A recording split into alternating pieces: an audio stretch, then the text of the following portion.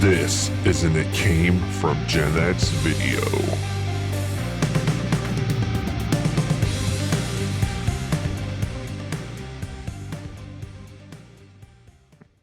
Hola, hello, and what's happening? Welcome to It Came from GenX. I am Keith Porter alongside Brian Fisher and Mike Skinner, aka Porterhouse, the Fish and Skin Bone. We are happy to be here on this lovely ride through life, through the eyes of GenXers. Hope you have a good time. And before we introduce the fellas, I want to say thank you to my man Skinner here for a awesome time at the Buckeye Bonfire Barbecue. You and the lovely Marcy put on a great spread. We had a great time, and my sister really needed it. So thank you very much, sir. Much fun. So what's going on, Skinner? How you feeling, baby? Recovering from the weekend. That's as much fun as we had Saturday night. The preparation for that night was killer. I can't even imagine. Some would say I'm getting too old for this crap, but no, it's worth it. We had a great time. It was absolutely wonderful to see Pam come. I'm so glad that she made it. Yeah, she made it. Hope she had a blast. But Fish, I wish Allie could have been with us. But yeah, it was a great weekend. Great friends, great game watching the Ohio State. They looked really good.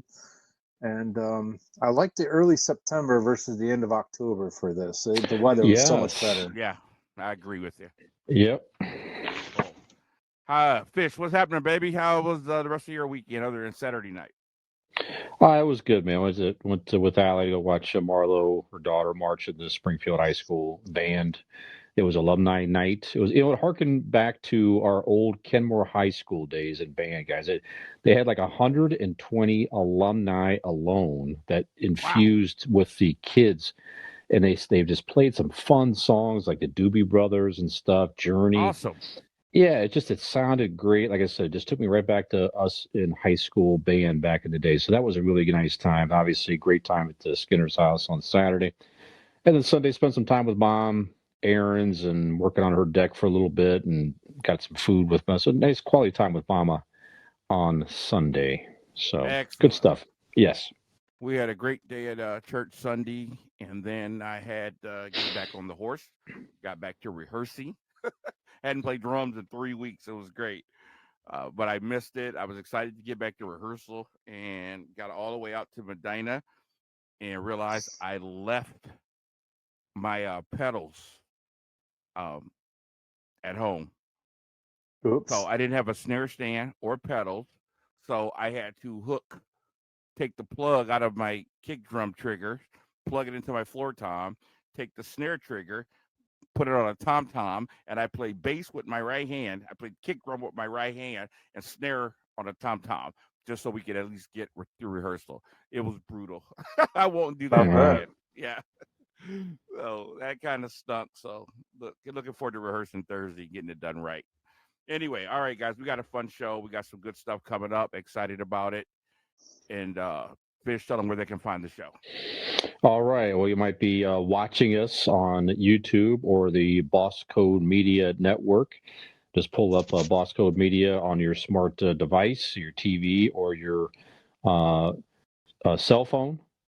Download the app for free. And we're on there with many other fine local and national talent. We have our own channel there, as a matter of fact. It came from GenX channel. So check out Boss Code Media Network.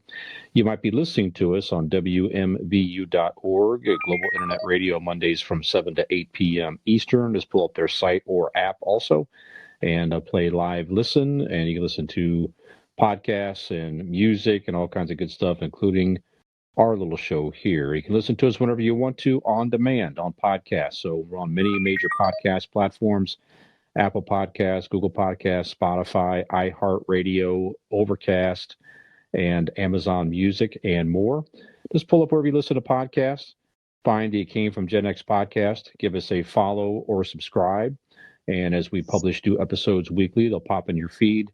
And you can listen to us whenever you want to on the go or what have you. All show information can be found in two main places. Our Linktree account. Just Google Linktree. It Came from GenX. It's simply a page with links to our social media and some places you can listen to us. And our website's the main spot. It came from GenX.wordpress.com. All show information is there, links to episodes, bios, promos, videos, etc. All there for you on the website. And if you choose to sponsor the show, you find us on our Patreon account, patreon.com/It Came From GenX. There's also a link to that on the website. If you wish to donate to the show, you can do that there. Like, share, follow, subscribe, and tell a friend if you don't mind. If you like our stuff, that's how we grow. And we appreciate it. Thank you very much. Absolutely. And this show started off as just 4 friends having some fun, talking about sports.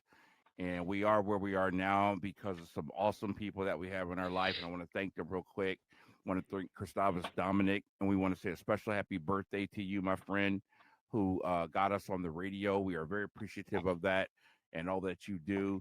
And we want to say thank you to one of the most talented individuals. If you haven't heard Des the Reason, if you want to hear rap in its highest quality, check him out. And because of him, we are on Boss Code Media. I want to say thank you to him. And our podcast sound wonderful because of Skinner's offspring, Mike Skinner Jr. We want to say thank you, brother, for all that you do. So, with that being said, let's get this bad boy cooking. Skinner, you ready to roll, man?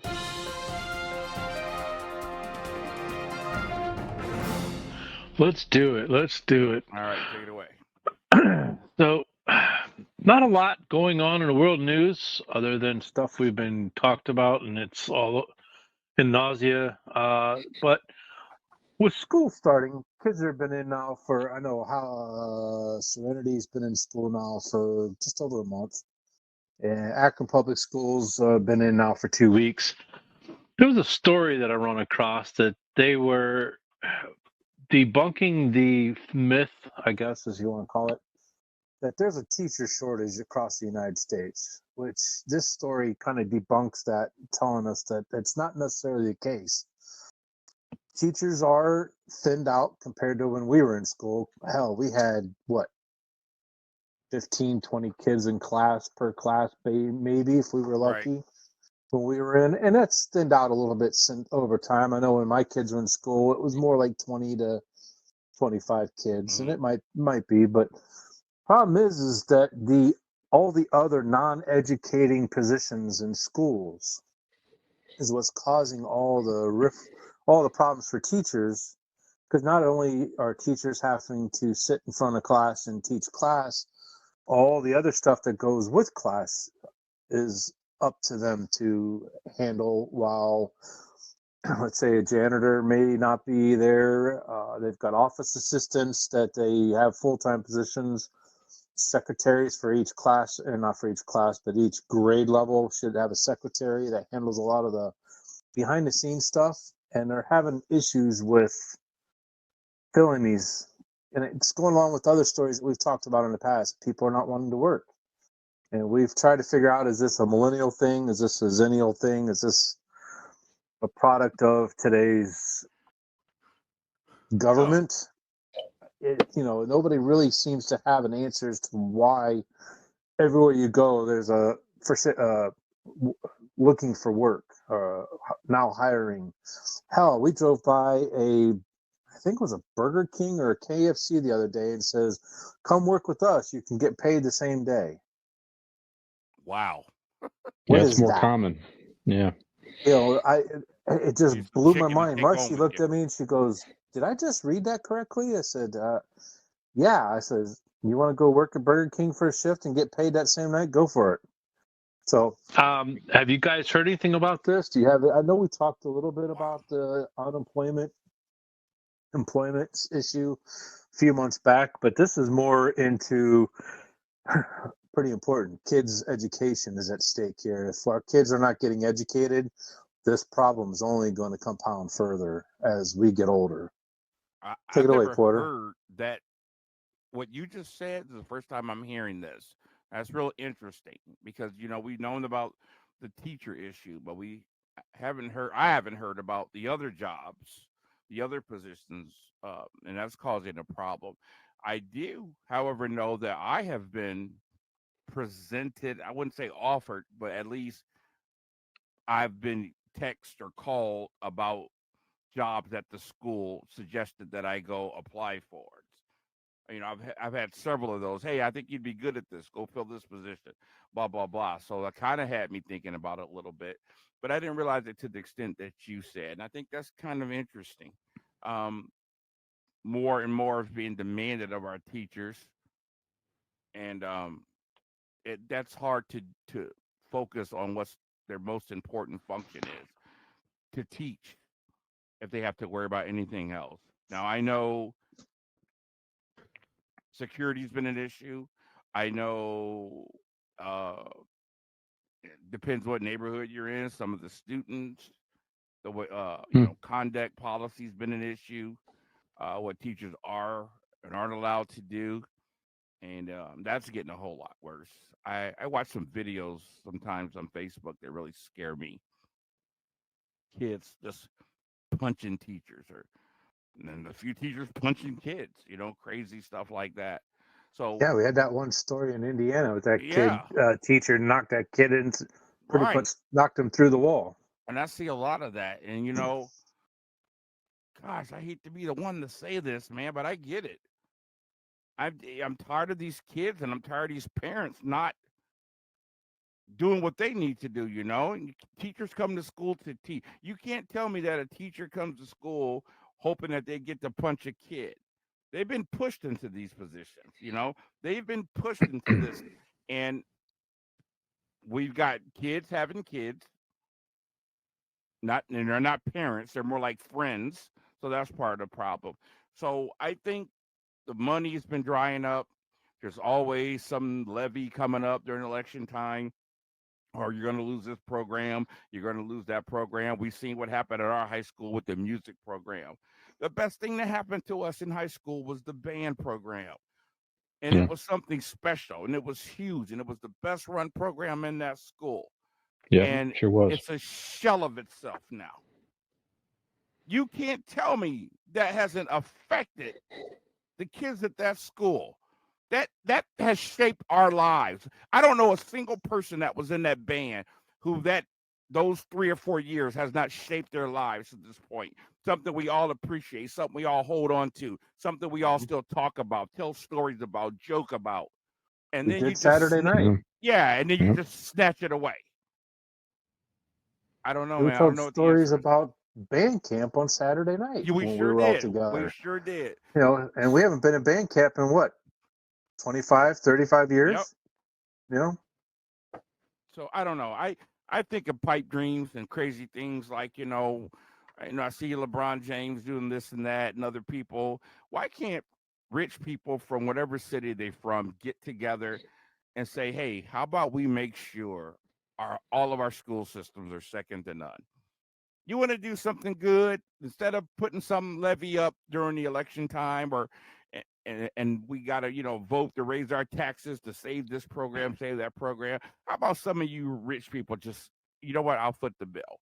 I'll make sure that they keep sports in this school. I'll make sure that they keep music and arts in this school. That would be nice to do. I would do it in a heartbeat, man. I would make sure, if Kim were still around, that they wouldn't want for nothing if I had that money, and every program was funded, because that's what's going on right now. They're going to school. They don't have a whole lot to do but go to school. And hey, you see the results. Mm-hmm. Fish, you got anything to add? To me, it's tough. It's a lot of factors, probably a lot of things that you said already. Is just just the desire to want to work in some of these school systems, like you say. Just it could be the kids, it could be safety. It could be. I mean, imagine you think in some places, it's like I may show up to work to clean the floors or do something else. I might get shot. Mm-hmm. That's an unfortunate place where this country is at too. And I don't know what they're offering either. I mean, I know poor teachers are probably still well underpaid for what they do. It's such a critical role, as you said, Keith, in this country, to help influence kids in a positive way. So, yeah, I don't know what they're paying. I don't know what the benefits are, and certainly the workforce these days, it's kind of a combination of, there's so many things out there. It's hard to get people to do much of anything, and/or people are maybe in some respects being too picky and trying to find something that's maybe that they're not qualified for. They think they're going to make a lot of money for it. So just a lot of places are having trouble finding people. I saw the same type of things. When Mom and I went to rallies on Sunday, same thing. Work today, get paid tomorrow. But same token, I don't want to do that job. Right. Even I get paid unless if I need work, to put food on the table or something, that's different. But well, I'm not choosing to go work in a place like that if I can help it. But here's the difference between you, me, and people that are out on the streets. We have a career. We're in our career and have been in our career for years. Yeah. There's people out there that aren't in careers. They're just job jumping from place to place to place or what have you. Yeah. So that's pretty much, that's the difference between, in my opinion, the difference. Yeah, and I don't understand the appeal to that. Who wants to work and get paid today? Well, you need money. You got to get paid. You need some money right now to pay something, pay a bill, or who knows. That doesn't even make any sense because you can't come into a place. This is why service is going downhill. You can't come into a place like KFC and just learn it like that. You know what I mean? And the type of people that are coming in are stupid. I talked to a lady today at Acme out in Green. She was so polite, older lady. She counted my change backwards to me and everything. And I said, boy, you could really teach some of these cashiers how to do this. She goes, we got kids here that just can't count. I said, I believe it. I gave a girl $100 bill one time for $20-something worth of stuff, and she just hands me all my money. I was like, you're kidding me, right?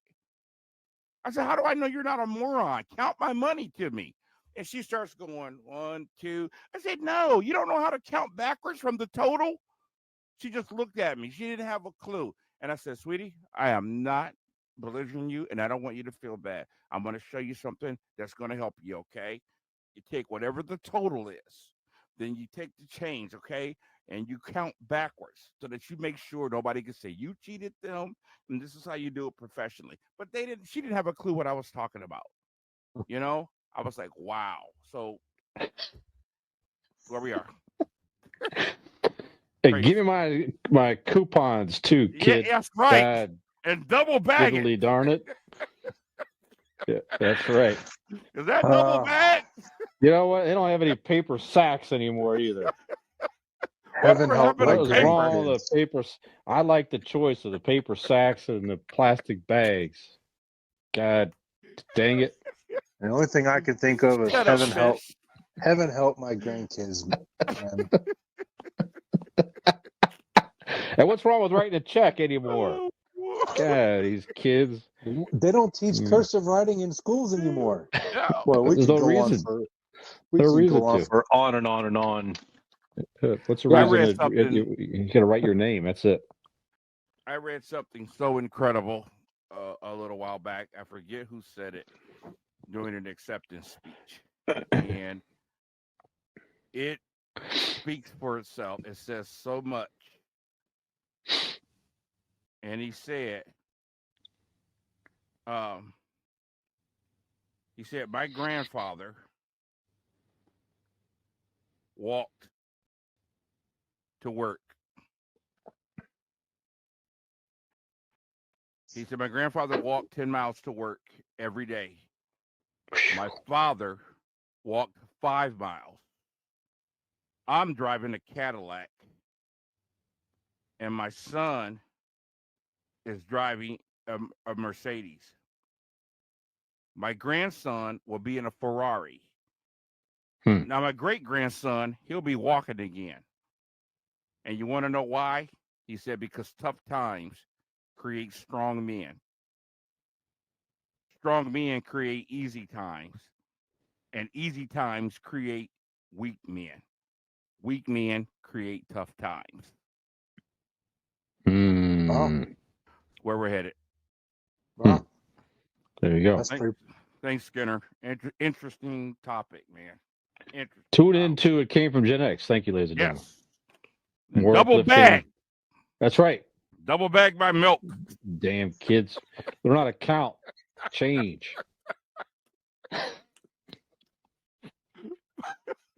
I hate you.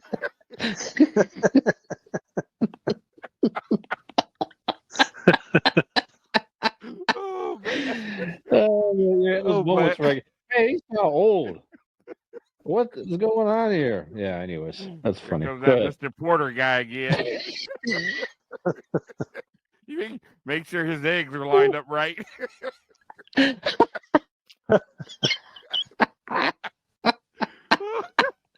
the way, real quick, while I'm thinking about it, I was supposed to ask you how those pretzels were the other night. Hey, shut up. It's trying to poison me. All right. Hey, how about some sports and music?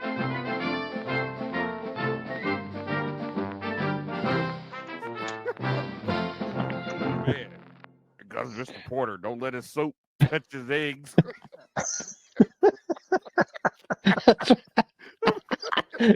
Look at how I see the manager. Okay, guys. Sports. Crazy football weekend. After unbelievable finishes last week with the Browns and the Steelers, who both won. Both fell short this week. Steelers lost by 3 at home to a lowly New England, and the Browns just completely fell apart. Mm-hmm. I don't even know what to say about that football team. Cataclysmic. Anymore. Yeah. Some of the tough news is Trey Lance, who was handed the keys to the car for the San Francisco 49ers. He is done for the year. One of the best moves all year was San Francisco holding on to Garoppolo. That is going to pay dividends. So we wish Trey Lance the best. Yeah. Yep. And guys, I got to ask the question: how scary is the Buffalo Bills? There are some good teams this year. I think Miami is going to be something to fear. Yeah. I think Philly is going to be something to fear. But I think the Buffalo Bills are that team that's on a mission. 40-something points in their home in the opener on the road against the Super Bowl champs. They got 41 points now. It's just now starting the fourth quarter. Yeah. As we're recording, they've already hit 40. That's ridiculous. Well, good for them. That's good. I think they are the team on a mission this year. So keep our eyes on them, man. That's one city, man. It's like like them, Detroit. Some of those teams. It just Buffalo is easy to root for. We talked about this many times. Yeah, all they the really tough are. times the tough losses they had in the 90s, 4 consecutive Super Bowls, late 80s, early 90s. Yeah, so give that town a title. Yeah, there is certainly somebody I would have no problem rooting for. Nope. Should they make it to the Super Bowl? Kansas City is still up in there. And you got to give Kansas City a lot of credit. I saw an interesting article the other day that talked about last year how Justin Herbert and Allen from Buffalo got so much credit for almost beating Mahomes. They got popular off of playing Mahomes really well, even though they don't play directly against Mahomes. You know how they like to match quarterbacks against each other, but they don't play against each other. They play against the defense. But they fell short. But they got a lot of credit for that versus a guy like Joe Burrow, who actually did go in there and beat Kansas City. But I think Buffalo is going to be a different team this year. I think they are on a mission. But Kansas City is still good. So not too much going on in the sports. Kyler Murray, after an incredible comeback win last night versus the Raiders, was high-fiving some fans, and a fan made contact on his face, and now the police have launched an investigation. Too many stupid player-fan interactions going on. Now, you say it's stupid. Skinner, you had some interesting comments earlier. So, Skinner, let's start with you. What's your thoughts on that? I think it's ridiculous, truthfully, that there's a investigation going on. The high five that Kyler Murray gave this particular individual was a hell of a lot harder than the touch of the face that the fan did with Kyler Murray. No, that doesn't make it right. You shouldn't touch any player on or off the field. Let's do that. But for the police to launch an investigation is absolutely ridiculous, in my opinion. Okay. Now, Fish, go ahead and elaborate on your comments. It's just dumb fan behavior. There's no call for it. And, matter of fact, any fan like that touches a player, I don't care what the sport is like that, because you're meaning harm. Okay, in my opinion, throw them out of the state. Never, you're banned. You're done. You're not welcome back. That's it. You had to said the word dumb, so I was curious of where you were going with that. I got to really, really disagree with you, Skinner. I think it is the appropriate thing to do. I think you have to set a precedent and a hard precedent.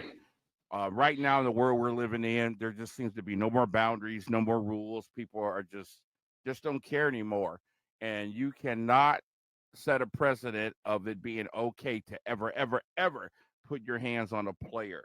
And I think they need to hit the hammer hard, hit it down swift, and make sure that the next person that does it, who might want to do it a little bit harder or do something a little more, think twice about it when they realize what happened with the first person. I mean, we've had some incidents happen recently. I just watched a video. I can't remember who it was, where a fan bum rushed a player and tackled him. I just watched a referee get attacked by a father at a basketball game. The father came out the stands and cold-cocked him straight in the face. I just watched a mother attack a kid wrestler for pinning her son. Came out and jumped on the kid because he just pinned her son in a wrestling match. And with all this stuff going on, you've got to set a precedent. So I hope they continue the investigation, find out who it is, and just lower the boom on this person, because this stuff's got to stop. I see what you're saying, but right now with what's going on, if you don't put the brakes now, it's just going to get worse and worse. So those are my thoughts with that. Okay, guys, let's go into some music. Interesting stuff happened this day in music. A funny story in 2009. Well, it's actually not funny. I really take that back. I apologize, because it's not funny. It just kind of surprised me. In 2014, a dance choreographer sued Cher for racial discrimination, claiming the singer stopped him from hiring any more black dancers. His name was Kevin Wilson. He alleged that Cher told him the tour had too much color already. Mr. Wilson and two other dancers had also alleged that they were fired for reporting a sexual assault on a female fan by another dancer. But back to the color thing, guys. I try to be really, really fair about things like this. I believe it happened. I do. But I'm not upset about it. I don't think a racial discrimination charge is warranted. I don't think it's about racial discrimination. How do we know that Cher didn't have white dancers, black dancers, and said, hey, I want everybody to be represented up here. Let's keep it even. Is it worth a racial discrimination charge, or do you think she was out of place for saying that? Skinner? Well, I do know that's the last time you heard an artist say, hire more white boys for dancing. But all kidding aside. That's a great point, right? You don't hear that a lot, right? It's true. All kidding aside, I'm absolutely in agreement with you. Who's to say that they didn't have, she was equal opportunity for, black, white, green, purple, blue, Asian, Mexican, right. Whatever the case may be.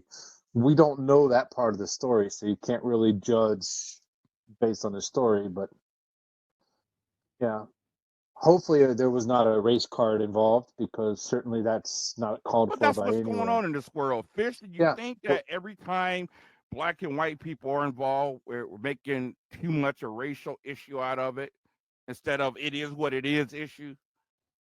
Yeah, it's like you've mentioned it many times, even on this show. It's just like they keep looking for the race part of the story.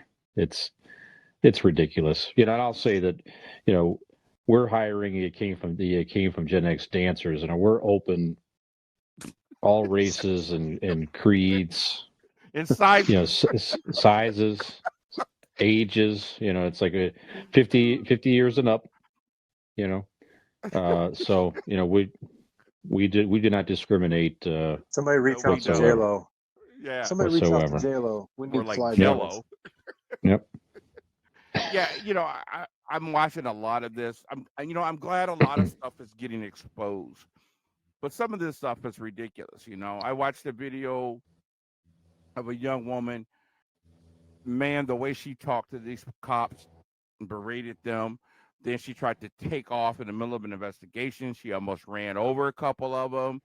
They did everything but make her breakfast. And finally, enough was enough. They had to arrest her. And everybody was screaming, racism, because she was black. And they're just like, are you kidding? Have you been watching what this girl's been doing? You know what I mean? We got to back off on some of this stuff. Everything's not racial discrimination. Sometimes you got to address the issue of race. It's prevalent in our lives, and sometimes you ought to be able to talk about it with everything being racial. I can easily see, you looking at your dance line and saying, I want a balanced line here. You know what I mean? I want to make sure that the fact that all types of people come and hear my music, that they'll see themselves represented on this stage. I don't know if that's the case, but I just know, man, to say it's racial discrimination, obviously there were some black dancers hired because it said they were told not to hire anymore. So we got to stop some of this stupid stuff, man. Okay. All right, guys, moving on. Also, this day in music, guys, 2008, George Michael arrested in a public toilet in London. Possession of Class A and C drugs. Man, wasn't the same after that, Fish. Yeah, it seemed like he I don't remember when his career kind of took a turn, but that was a lot of negative publicity. I mean, that was something else. That was like maybe it's a good topic another time. That was definitely sort of a beginning of a fall from stardom a little bit for him, that story. I mean, poor man. I mean, he definitely suffered from addiction and everything else. He had a lot going on. So a very sad story for him. But yeah, I remember when I hit the news, that was a big deal for our generation. Obviously, he was a huge star for us growing up. Yeah. I mean, he was one of those video stars. He was the right time. Started with Wham. They had, a couple of really big hits. And then, of course, when he went solo, he really took off. His partner, Andrew Wrigley, I believe, went on to be a successful race car driver. But George Michael, went solo and just became a huge international star. George Michael fan, Skinner? Not really. He was very popular. That's that pop music that I really wasn't a fan of even back then. Fair enough. Knew of him. Didn't turn off the music, but yeah, not a real big fan one way or the other. All right, 2002, guys. James Brown was sued by his own daughters for more than 650 million pounds of song royalties. They said their dad owed them these royalties for songs they had co-written, 25 songs, according to them. They claimed that he held a grudge against them from 1998 when one of the daughters had him committed in a psychiatric hospital for treatment for addiction to painkillers. I had never heard this story before. You Fish? Nope, never heard it before. Nope. Okay, Skinner, have you heard this before? I think it sounds familiar about the lawsuit, but I couldn't tell you in detail. Certainly didn't know that they had him committed. That's news. Never heard of that. But funny what money could do to a family, isn't it?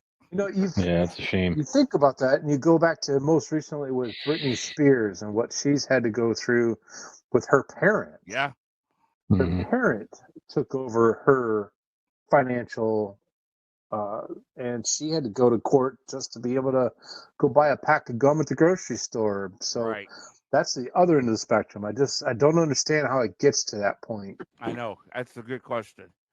Okay, guys, 1981, Simon and Garfunkel reunited for a concert in New York Central Park. Over 400,000 fans attended the show. and it was recorded for a record and video release. Huge success. Guys, if you could get one group from maybe the 60s or even 50s to get back together again for one big night in the park, who you think it would be, Skinner? Who would you pick? Really, it's a toss-up between two. The Temptations and the Monkees.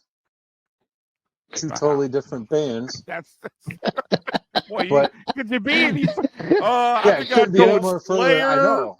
I was waiting for that reaction from you guys. Patti LaBelle. But the Temptations. Yeah, go ahead. Sorry. If I had to choose between the two, I would choose Temptations. They were just incredible in the 60s and 70s. I've listened to their music ever since I was a young kid, and I'll continue to listen to it. Metallica and Doris Day. One of the greatest 60s, just a sheer talent. The Monkees, you know what I'm saying? It's they okay. But they would the Monkees would make a killing if they were to come back for one show. Your picks never cease to amaze me. Fish. If I could go see a band in the 60s, all things considered, I would say give me the Beatles. To see the Beatles 60s era would be probably a great show. So I'll take the Beatles for a 60s act if I can see them. Okay. To me, it would be a tie too. It would have to be the original Temptations and, of course, Elvis, without question. Just to see. We knew your live answer when he before was it was young. even coming on. Yeah, absolutely. Yeah, that'd be good. That would be good. Okay. As far as birthdays, one I want to point out was Lloyd Parks. Lloyd Parks was a singer with Harold Melvin and the Blue Notes. Famed for that falsetto, that tenor. And I was thinking, guys, who is one of your favorite falsetto singers of all time? Skinner. Shock me again. I thought about changing it, but I'm going to stick with it. Is Andy Gibb from the Bee Gees. Yeah. His voice, both the brothers had incredible range, and just something about Andy Gibb. Andy was the younger one. You mean Andy or Barry? Andy was not in the Bee Gees. Yeah, Andy was the younger brother. No. He was good though. He had the same voice. It's Barry I'm referring to. I apologize. Yeah, Andy Gibb was not. You're right. He wasn't, but he had a hell of a voice. Yeah. Also. Sure. But Barry Gibb, his voice. He did some music on the. If you remember the Saturday Night Fever with John Travolta. Oh yeah. Who does it? Bee Gees had a big play on that soundtrack, and he was. Did they sing that? Yeah. Yeah. I'm kidding. I'm joking. I'm just teasing. All right. What do you got, Fish? Well, I was talking to I was talking to Skinner earlier. And he was going to pick Tiny Tim, so I was thinking about Tiny Tim. But I'd have knocked you both off your seats if I would have said that. It would have shocked us at all. Would have been like, yeah, we understand. Yeah, Monkees and Tiny Tim. No, for me, one of my favorite falls. I'll give you a little bit more of an '80s one going up here. How about King Diamond? How about that? King Diamond. When I was growing up, that was famous, the man. Yeah, man, still a lot of fun. They still making music, and Merciful Fate is. I think they're on a reunion tour. Wow. This year, actually, not in the States though. But King Diamond, a lot of fun. And he did it with a lot of power. Dark metal. Yeah, he sure was. He was very, very good. If you like that sort of thing. But yeah, there's no middle ground with King Diamond. You like him or you don't like him at all. But I'm gonna go a whole other direction here. I got two. You got to go with the original guy. Oh, it wasn't the original guy. Lloyd was, I guess. But Eddie Kendricks with the Temptations, we mentioned. To hear him on some of the songs that he did the leads on with the Temptations was just amazing. Even some of his solo stuff. And of course, I don't know if you guys are familiar with this guy. He is just one of those R&B artists that is really popular, but he flies under the radar. Artist by the name of Maxwell. And if you want to hear some incredible falsetto singing, one of my favorite songs ever, check out a song called This Woman's Work. A brilliant, brilliant piece of music. He's just always been one of my favorites. And this guy, too, I got to give an honorable mention to Diamond Dave Van Halen, man. David Lee Roth. His falsetto, I think, is just amazing. So, yeah, I go with those three. Okay, guys, that's all I got for sports and music today. Pop culture, Fish, take it away. It's fun getting to the bottom of one. It's fun getting to the bottom of one. White Mountain cooler, keeping it light, crisp and refreshing. It's got the taste that's always right. It's fun getting to the bottom of one. Original and new orange.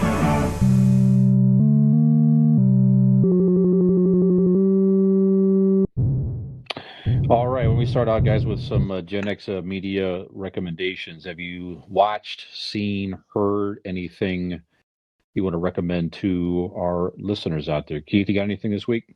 I have not seen anything new this last week. I'm still recommending Sweet Girl.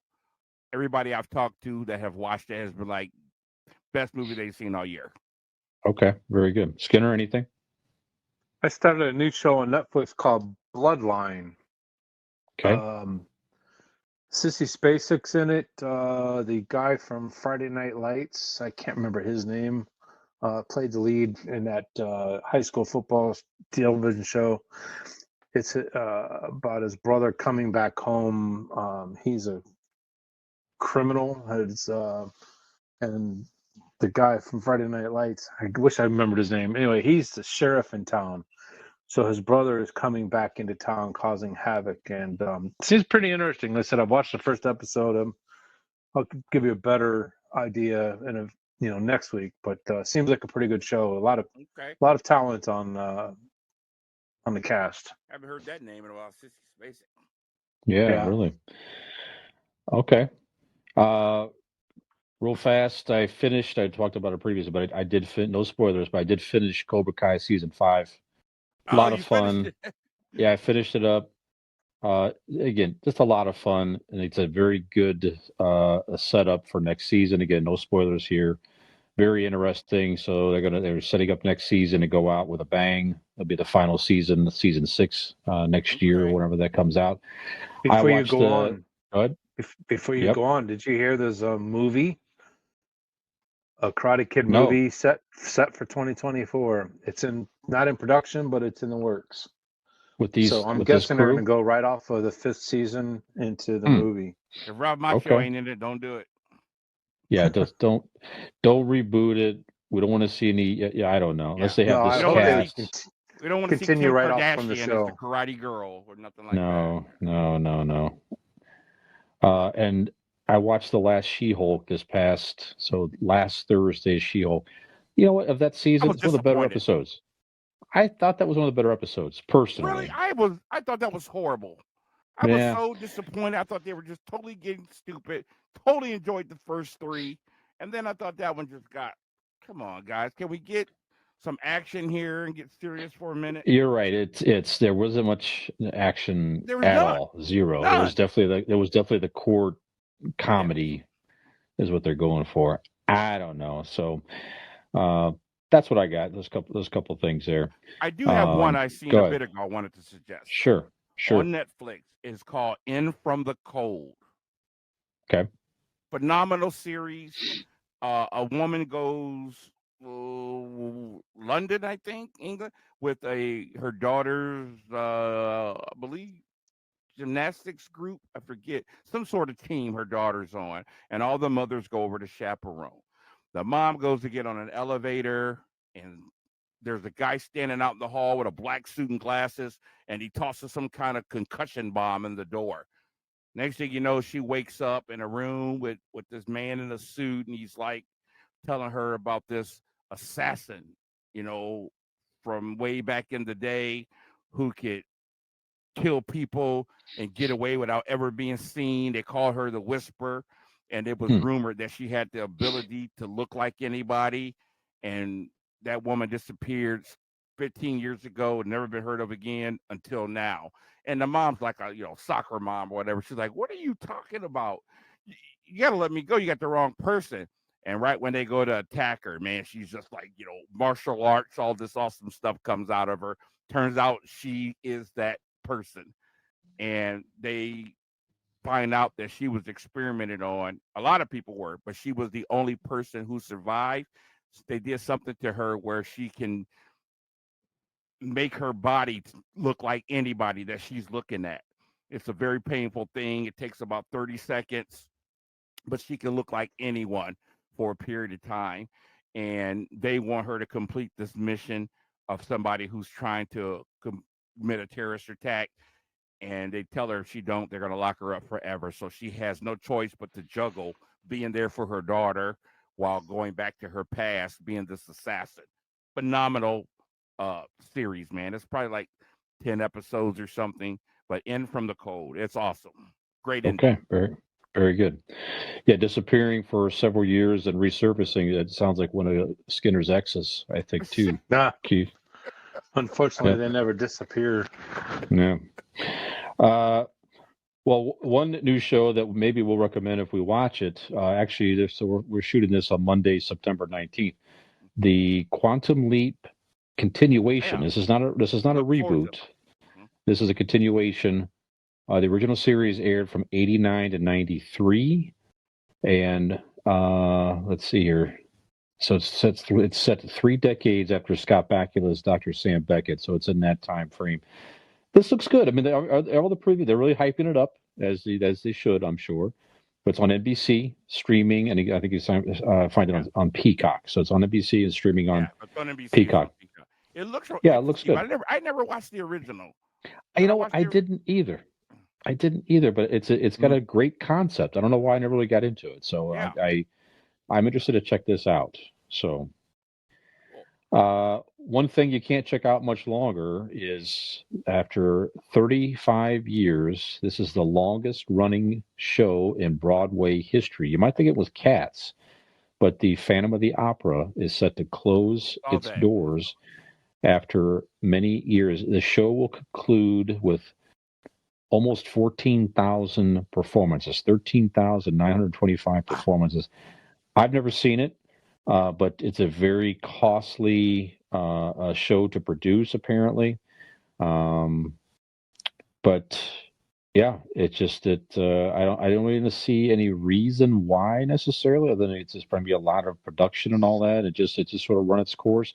Maybe they'll bring it back at some point after it rests for a while. I don't know, but never saw it. Have you guys seen Phantom of the Opera, Keith? Absolutely. It was worth every penny. My ex-wife, you all know Marianne. We went and can't remember if we saw it in Canada. Well, we went and saw it, and it was just a phenomenal performance, something to experience.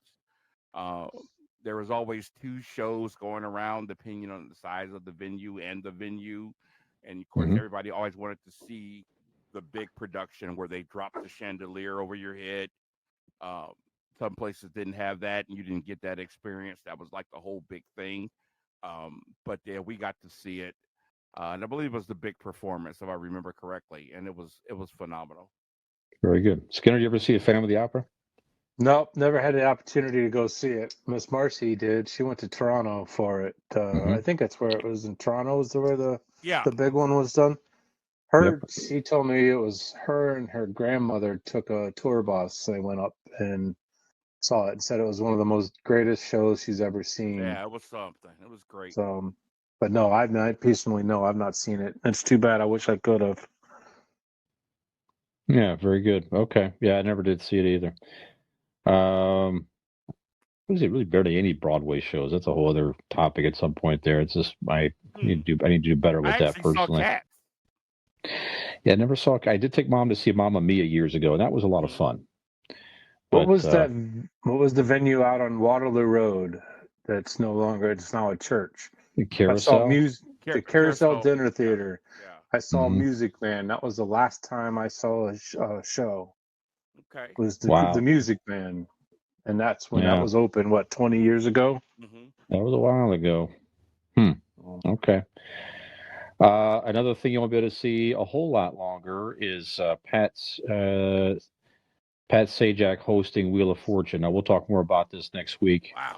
But he's winding down his 40-year career of hosting that show. We'll talk more about that. Matter of fact, I meant to skip that story and I messed it up and read it anyway. So there you have it. So we'll talk more about that because we're going to talk about some of our favorite game show hosts maybe next week or so. But Pat Sajak's winding it down after 40 years on that show. Just a terrific job on Wheel of Fortune. Just really, he could do that show in his sleep. I think anymore. He is on autopilot. Does a great job, but he is beyond autopilot. He might be halfway sleeping through every other episode. He just knows it so well. Yeah, that's right. That's right. He knows it so well. And for the record, I hate that show. Wheel of Fortune? I hate it. Man, that's a good show. That's a good show. I could watch. That's a show you could watch for like 5 minutes or so, just and be entertained. In my opinion, you just guess a puzzle or two. That's just for my 2 cents. Aaron Miller is mastering the art of Millennials' core memories. So this person is a influencer on TikTok, has 1.7 million followers, and focusing on nostalgia from the late 90s and early 2000s. So it's kind of interesting to think about, first of all, something being nostalgic in the 90s and 2000s. But again, that's over 20 years ago. Think about that. So the 90s are nostalgia. We think the 80s is like 10 years ago, half the time. For us, that's nostalgia, and that will always be probably some of our biggest nostalgia is the 80s and maybe early 90s. But 90s we were going into our adulthood, so yes, that's right. Not as nostalgic, even though we were young. So their nostalgia is huge right now. So I mean, we see products they talk about here like Pop-Tarts coming back with a flavor, the frosted grape they used to have back in the day. You could see cereals that are advertised. I saw like Golden Grams recently. It's the 80s flavor, and they have like 80s theme on the boxes, and so nostalgia is just huge right now. So is it our generation growing older that they're marketing to? Is that a big part of it? Obviously, the millennials, they're already getting nostalgic. So I don't know, what is it about nostalgia? So why is it huge these days? Is it just the comfort of it? What is it, Keith? What do you think? Why is nostalgia so big right now? Okay, well, first of all, I just want to remind everybody you are watching us on Boss Code Media and listening to us too on WMBU.org and other streaming devices. Fish, it's about relativity. It relates, if you can relate to an easier time, a better time, a more fun time. When we think about things in the 80s, we think about the best times of our life. We were in high school. We didn't have bills. We didn't have health issues. God, life was exciting. All these new things were coming at us. Our first job, our first car. So when you hear, a song from that moment, it takes you back. Your first real love, your first girlfriend. You remember all these things that were just great feelings. So it just reminds you when life was a little bit easier, maybe a little bit better. And of course, the past is always remembered easier and better. One of my favorite Billy Joel songs, there's a line in there that says, the good old days weren't always good. But we tend to think they were, because it's the past and we remember now a whole lot better. So it's just the way we're built and the way we wired. Remember this, remember that, remember this. And it just feels good. Yeah. Skinner, what do you think? Why is nostalgia so big? What's this phrase? Going down memory lane. Everybody likes to go down memory lane, like he said. Our childhood was perfect. We don't remember the bad stuff. We remember all the good stuff, and that's unfortunately, I think today's kids are not going to have that same ability. Like, No. yeah, we lived perfect lives for what we did. We had bad times, but we pushed those under the rug. We moved on, and we only remember and bring back all the great stuff. Mm-hmm. Society for us when we were kids isn't like society is today. No. So with that being said, as far as the nostalgia, you said it on the head. 20 years ago was the 2000s. When we started reminiscing about nostalgia when we were on the 105.7 radio station here in Northeast Ohio, that was when it was the 80s, and we were into the 2000s when we were starting to say, oh, damn, Bon Jovi's on WMJI. Right. What?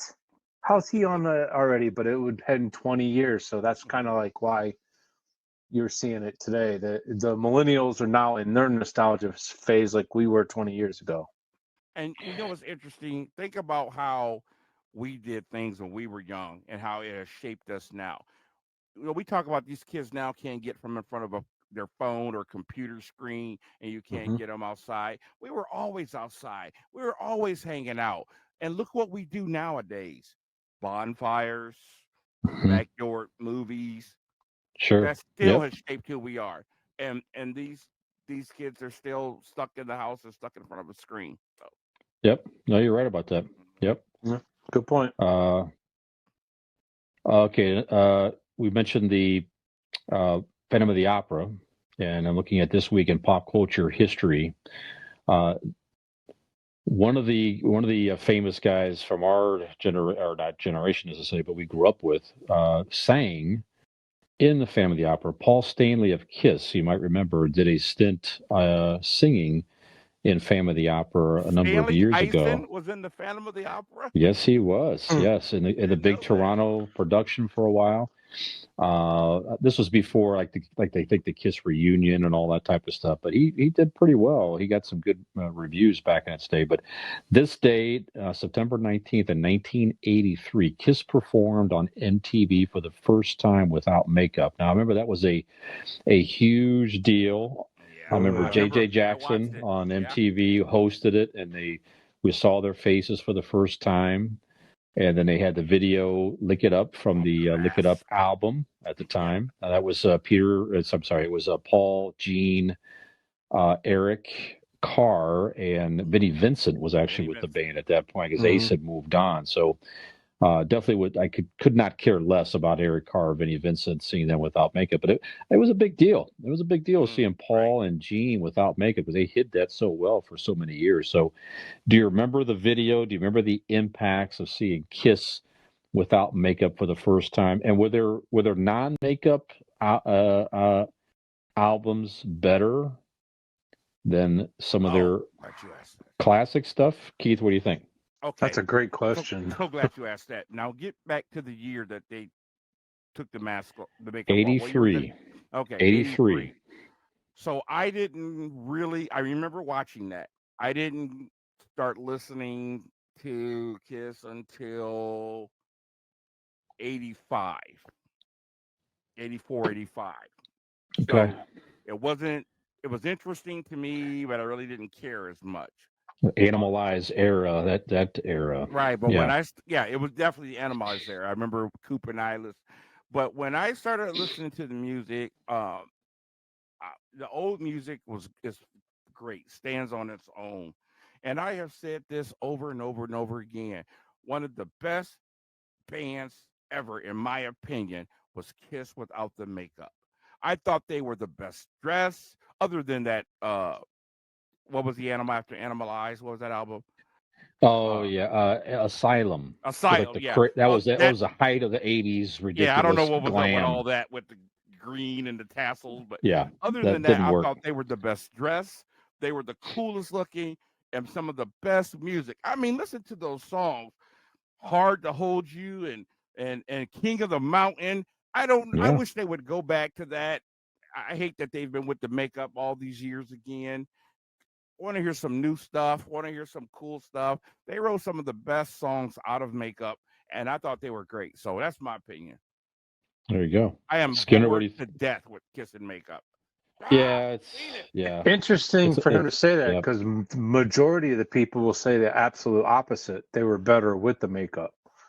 I was only 12, 13 years old when they came out. Let me clear something up. I'm not saying they were better. I'm saying we've seen it. You've done it. And they haven't changed it very much. I just seen them in a recent concert. It's almost the same stuff they've been doing 40 years ago. Their show hasn't changed. So I'm just saying, I'm not saying nothing's better or worse. I'm saying you've done it. It was great. Move on, man. You have so much more to offer when you didn't have the makeup on. Yeah. It's a traveling circus show for many years now. Many years. Go ahead. Some would say the same thing about Alice Cooper. His show hasn't changed in 50 years, but people still go and see it. But last year was great, by the way. Go ahead. Yeah. So I was 13 when that era began, and I was already a Kiss fan then. So I was shocked. I think it was more of that was our what was that our shock like Marilyn Manson was for the 90s and 2000s. The shock value, it was Kiss without makeup was our shock value. And I agree with Keith. The music was absolutely fantastic. Whether it was better or not, I don't know. But I think the overall picture was better without makeup during that time. So, yeah, if you're a Kiss fan a little bit, obviously you'd probably know who they are out there. Certainly our generation does, but even our generation, if you really haven't listened to many of the non-makeup albums, do yourself a favor. Go listen to Lick It Up. Listen to Lick It Up. There's a lot of good non-makeup albums out there. And like you say, got a little goofy with some of the 80s glam, some of the stuff on there. But even those albums, there's some good cuts on those that are deeper cuts of non-makeup. That's some really good stuff. So excellent stuff, man. Yeah, go back and listen to that. My if you favorite want song by them is on there. It's All Hell's Breaking Loose is on there, but A Million to One, my favorite. Some good stuff there by them. Yeah. Yep. And if you want one of the hardest Kiss albums ever was Kiss Revenge in the 90s when they did when they kind of had that was Gene's best look, non-makeup ever with the goatee and the night. Yeah, man, some good stuff. Good stuff. All right, guys. So on September the 20th, all the way back in 1977, the Fonz was known. He literally jumped a shark on his motorcycle in the water. He had his leather jacket on. He jumped over a shark on a ramp.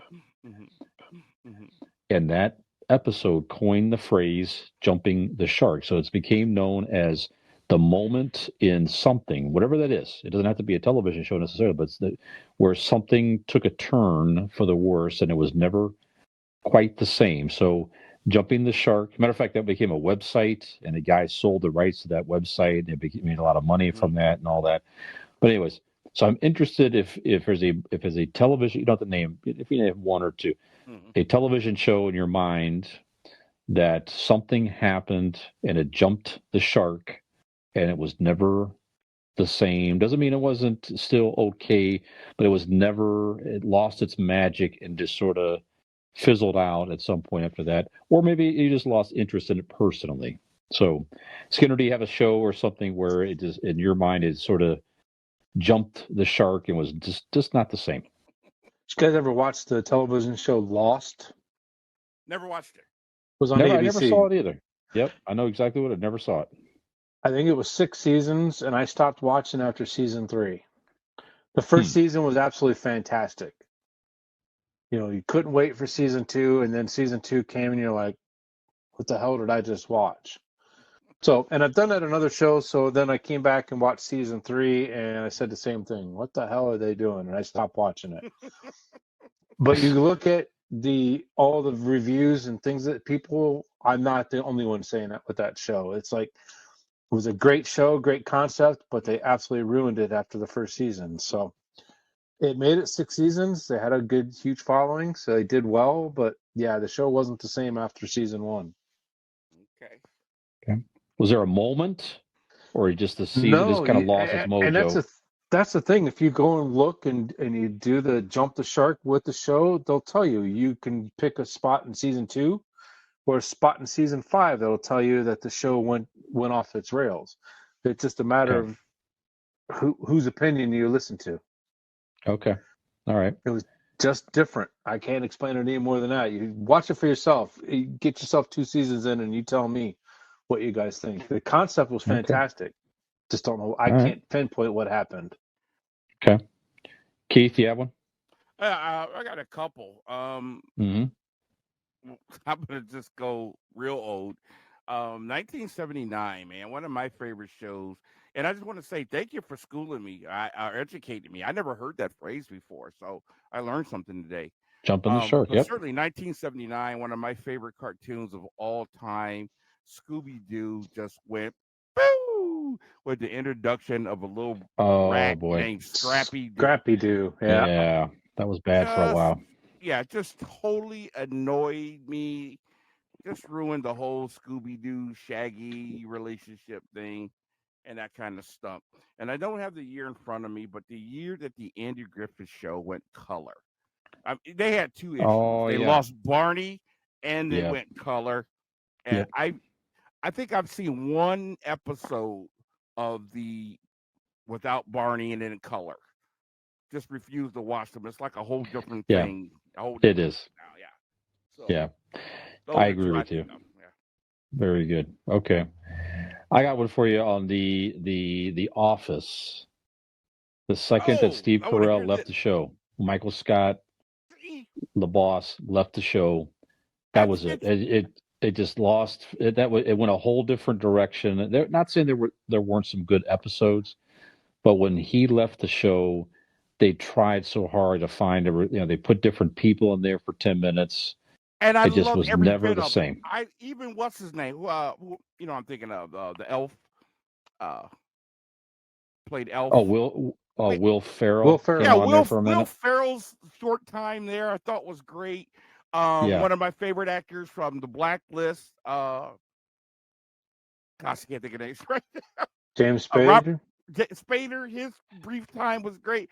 I have to disagree with you. There will never be another Michael Scott. He was a phenomenal character, and it was a different show. But I thought it was still hysterical. I thought they did a great job with everybody brought in, and I thought they really stepped up with Dwight, his character. He was more prominent. I watched I think I watched that episode every season, maybe 3 times now. Yep. And loved every bit of it. I never got bored with it. Michael Scott left. I was like, wow, this kind of sucks. But I thought they did a great job.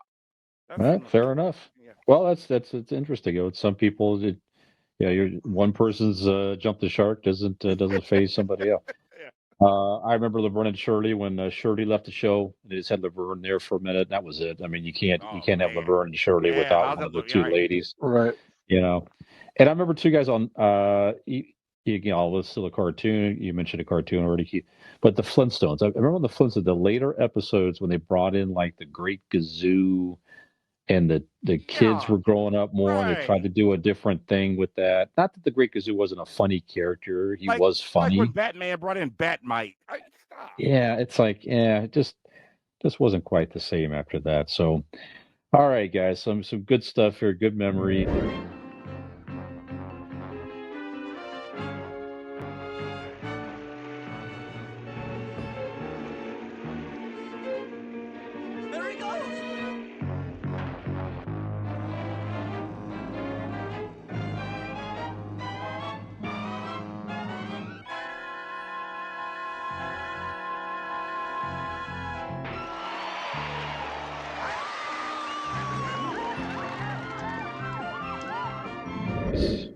Good discussion here. And before this particular episode jumps the shark for going too long, I think it's time to wrap it up here and come to the end. So before we do that, though, any announcements? Keith, any announcements for the fans, friends out there, sir? No announcements. Would like to pump up one business, though. I met a guy on my street. I have had so much trouble with lawn care this year. People not showing up or not doing what they said. But I just want to mention Alex Bethune at Untouchables Lawn Care. If you want unbelievable service, faithful, on time, whatever day you schedule them, and you would not believe the prices and for the quality they give you. Alex Bethune, Untouchables Lawn Care, 330-338-9460 in the Akron area. Pump them up. Very good. I'll just remind people, watch my other podcasts as well, or listen to his Convincing Idiots with I do with Dean and Nick. Pop culture theme. We have a lot of fun with that. So we've been doing that for a while also. So you can find us out there on podcast platforms, YouTube, and also the Boss Code Media Network. Our sister show. Thank you. Yes. Yep. Great show, fellas. Hope you all enjoyed the commentary today. So for Brian Fisher and Keith Porter, I am Michael Skinner. We're the guys from GenX. We appreciate you, the listeners. We will see you next week. Take care, everyone. This show jumped the shark when we took Skinner off his meds. Used to be a good show. I was getting better at the outros, though. Yeah, cut. We'll be cutting back on his. Hey, this is Skinner from It Came From GenX. If you like this video, please hit the subscribe button and like, and we'll see you next time.